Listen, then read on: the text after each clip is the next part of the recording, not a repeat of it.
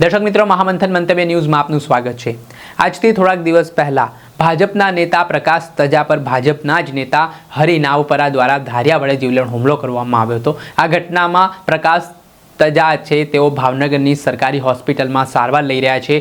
આ મામલે હરિ નાવપરા નામના જે આરોપી છે તેની સામે હત્યાનો પ્રયાસ તેમજ અલગ અલગ કલમો હેઠળ પોલીસે ગુનો પણ દાખલ કર્યો છે। હવે સમગ્ર ઘટનામાં કહેવાઈ રહ્યું છે કે અમરેલીના ઢસા ગામમાં એક લોકાર્પણનો કાર્યક્રમ હતો। આ કાર્યક્રમમાં ભાજપના મહામંત્રી પ્રકાશ તજા છે તે પહોંચ્યા હતા, ત્યારે પાછળથી અમરેલી મધ્યસ્થ બેંકના જે ડિરેક્ટર છે હરિ નાવપરા તેઓ પણ પહોંચે છે અને ધારિયા વડે સીધો જીવલેણ હુમલો છે તે પ્રકાશ તજા પર કરી દે છે। આ ઘટનામાં પ્રકાશ તજાને ગંભીર ઇજાઓ પહોંચી હતી, તેમને તાત્કાલિક સારવાર માટે ભાવનગરની સરકારી હોસ્પિટલમાં ખસેડવામાં આવ્યા હતા અને આને લઈને મામલો ગરમાયો હતો, જે બાદ સ્થાનિક પોલીસ સ્ટેશન ખાતે ભાજપ નેતાએ પોલીસ ફરિયાદ પણ કરી હતી, જેના આધારે હરિ નાવપરા નામના જે ભાજપના નેતા છે તેમની સામે હત્યાનો પ્રયાસ, મારામારી તેમજ અલગ અલગ કલમો હેઠળ પોલીસે ગુનો નોંધીને ગણતરીના કલાકોમાં તેમની ધરપકડ પણ કરી।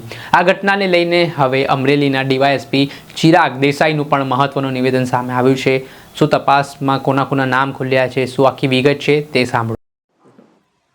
દામનગર પોલીસ સ્ટેશન વિસ્તારમાં રહેતા પ્રકાશભાઈ લાભુભાઈ તજા કે જે ગઈકાલના રોજ સવાર 10:30 થી 11 વાગ્યાના અરસામાં દામનગરથી ઠાસા રોડ પર આવેલ નવા ચેકડેમ નવા પુલના ખાતમુહૂર્તમાં હાજર હતા। એ દરમિયાન ઠાસા ગામના વતની હીરાભાઈ નવાપરા દ્વારા પાછળથી ધારિયું લઈને આવીને જીવલેણ હુમલો કરેલ, એમના પર 3 ઘા મારેલ, જેની અંદર ગંભીર ઈજા, પછી એક ટાંકા માથાના ભાગે આવેલા છે પ્રકાશભાઈને અને ફ્રેક્ચર પણ છે।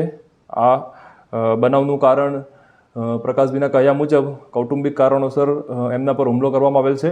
હાલમાં દામનગર પોલીસ સ્ટેશનમાં BNS કલમ 109 મુજબ ગુનો દાખલ કરી આરોપીની અટક કરવામાં આવી છે। આગળ તપાસ કાર્યવાહી ચાલુ છે। આપણે સાંભળ્યા હતા અમરેલીના ડીવાયએસપી ચિરાગ દેસાઈને, તેમણે આ સમગ્ર ઘટનાને લઈને માહિતી આપી છે ને આ ઘટના પારિવારિક ઝઘડામાં હોવાનું કહેવાઈ રહ્યું છે।